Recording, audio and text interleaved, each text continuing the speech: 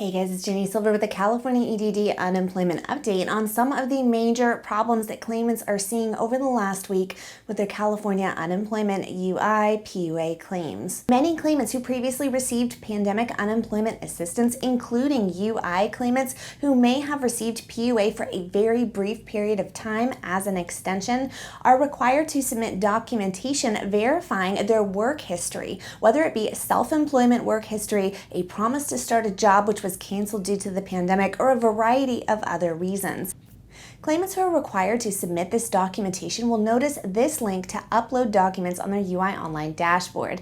Now, many claimants are receiving notices in the mail, on UI Online, as well as in text messages, but some claimants are not receiving any of these notifications and simply are seeing this link to upload documents in their UI Online dashboard. Regardless of the type of claim that you had, please make sure that you log into UI Online and check for this notification. This notification will apply to claimants required to provide this documentation who collected benefits 12/27/2020 and onwards.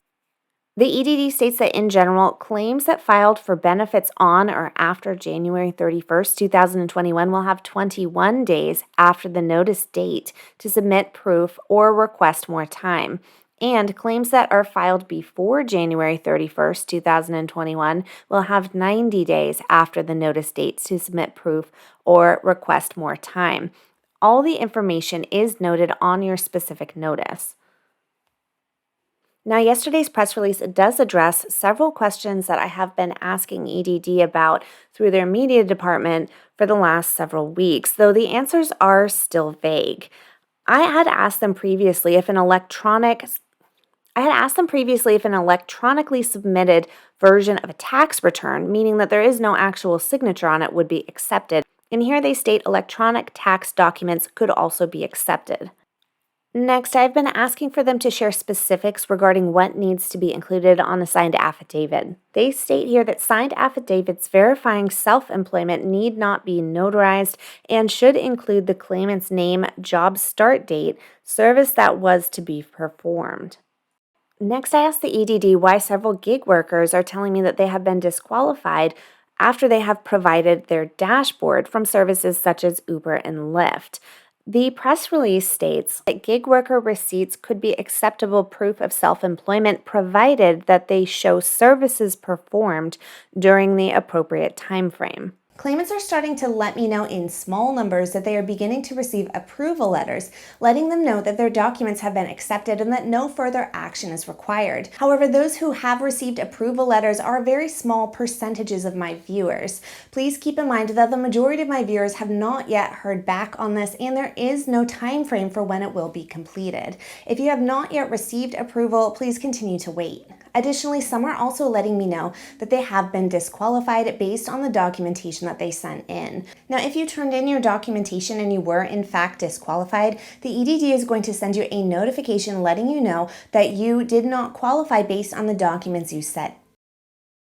Now, in yesterday's press release, the EDD states that if a claimant receives a notice indicating that the document submitted did not meet federal validation requirements, the claimant will have the chance to respond and submit any further documents they believe verifies their work status as a part of the normal appeal process with the EDD. They state that EDD may also call claimants in an effort to clarify any documentation received if necessary. For those of you that have been disqualified, but you know that you provided the correct documentation, such as tax returns or other documents that were listed as qualified by the EDD, but you have been disqualified and you believe this to be an error, some of my subscribers are starting to let me know that a call placed into the EDD has remedied this. When they called into EDD's customer service, they specifically asked to speak to a Tier 2 representative. Once they were on the line with a Tier 2 representative, that customer service rep was able to identify that yes, it was in fact an error made by the EDD, and they were able to fix the problem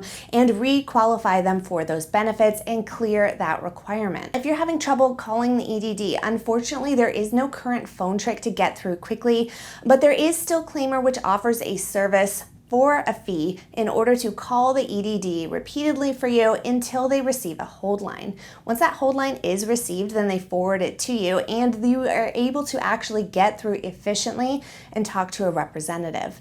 If you're someone that does want to utilize this service, then my link down below will save you $5 off of your first call using Claimant, and it does provide you with 10 additional callbacks should your call be disconnected from the EDD.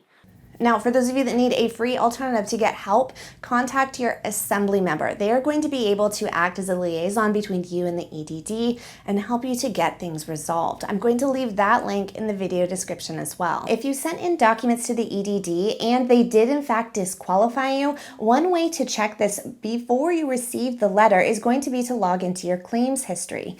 Now you're going to log into UI Online, and in the top menu bar, you're going to click on the History tab. From there, you're going to navigate over to the page where your payments for weeks ending 12/27 and onwards are shown. After 12/27, that was the date that EDD is required to ensure that you have documentation to verify your work history. Now, if the EDD has marked you as disqualified, whereas you were previously marked paid, then it seems as if the EDD will be soon sending you a notice that they require either additional documentation from you or that you have been disqualified from your benefits. Next, for those of you that do receive an overpayment notice who want to file an appeal on that overpayment notice, please note that the information in order to file an appeal as well as request an overpayment waiver is located on the notice itself. This is time sensitive, so please make sure that you keep that notice and that you follow the directions that are provided on that notice. Now, for those of you that were disqualified, I want to make sure that you understand to try to call into the EDD to fix this first.